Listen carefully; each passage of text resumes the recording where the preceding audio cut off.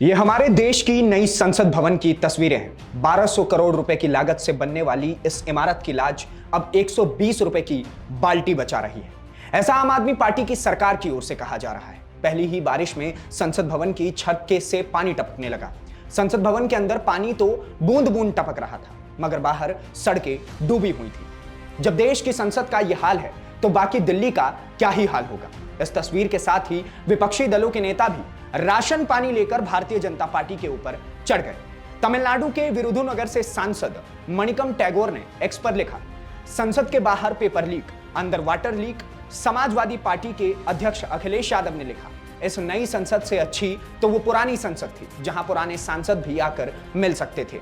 क्यों ना फिर से पुरानी संसद चले, कम से कम तब तक के लिए जब तक अरबों रुपए से बनी संसद में पानी टपकने का कार्यक्रम चल रहा है। जनता पूछ रही है कि भारतीय जनता पार्टी सरकार में बनी हर नई छत से पानी टपकना उनकी सोच समझकर बनाई गई डिजाइन का हिस्सा होता है या फिर ... आम आदमी पार्टी के राज्यसभा सांसद संजय सिंह ने कहा, यह एक लीक सरकार बन गई है। बाहर पेपर लीक होता है तो अंदर संसद लीक होती है। इसके पीछे का क्या कारण है कि राजकोट का एयरपोर्ट, दिल्ली का एयरपोर्ट, जबलपुर का एयरपोर्ट गिर जाता है। ये जो कंपनियां काम कर रही हैं, इन्होंने हजारों करोड़ रुपए की रिश्वत भारतीय जनता पार्टी को दी। इसके अलावा टीएमसी की सांसद सागरिका घोष ने लिखा, नए संसद भवन में कोई बरामदा नहीं है और सीढ़ियां खड़ी हैं। कल रात जब दिल्ली में बारिश आई तो पुराने संसद भवन के बरामदे ने हमें पनाह दी। जल्दबाजी में और बिना छत के बनाया गया भवन विफल हो गया, जबकि पुराना भवन मजबूती से खड़ा रहा।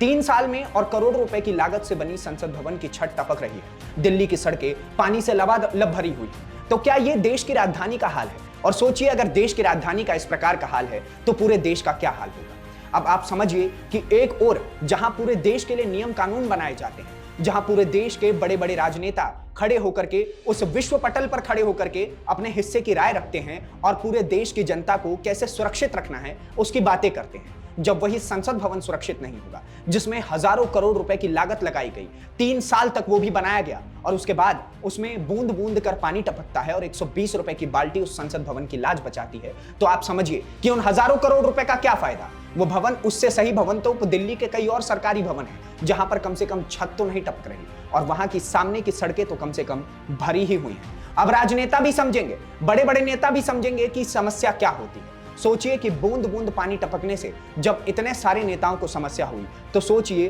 पूरी दिल्ली जब डूबी हुई थी कल के दिन, तो पूरी दिल्ली किस समस्या में डूबी होगी। और आप समझिए कि यही दिल्ली डूबने के कारण, इससे पहले आपको पता होगा दिल्ली एयरपोर्ट में एक ड्राइवर की मौत हो जाती है। उसके बाद पानी भरने के कारण, करंट लगने के कारण एक यूपीएससी छात्र की मौत हो जाती है। ना केवल इतना, बल्कि राजेंद्र नगर में 3 बच्चे डूब करके मर जाते हैं बेसमेंट में पानी भरने के कारण। और उसके बाद अब संसद भवन का टपकना। तो आप समझिए कि देश की राजधानी पूरे विश्व के सामने किस प्रकार से पेश हो रही है और यही कारण है कि आज देश परेशान है। बाकी आप क्या सोचते हैं नए संसद भवन में पानी टपकने को लेकर के, हमें कमेंट बॉक्स में जरूर बताइए। अगली वीडियो में आपसे फिर से मुलाकात होगी, तब तक के लिए दीजिए इजाजत। धन्यवाद, नमस्कार, जय हिंद।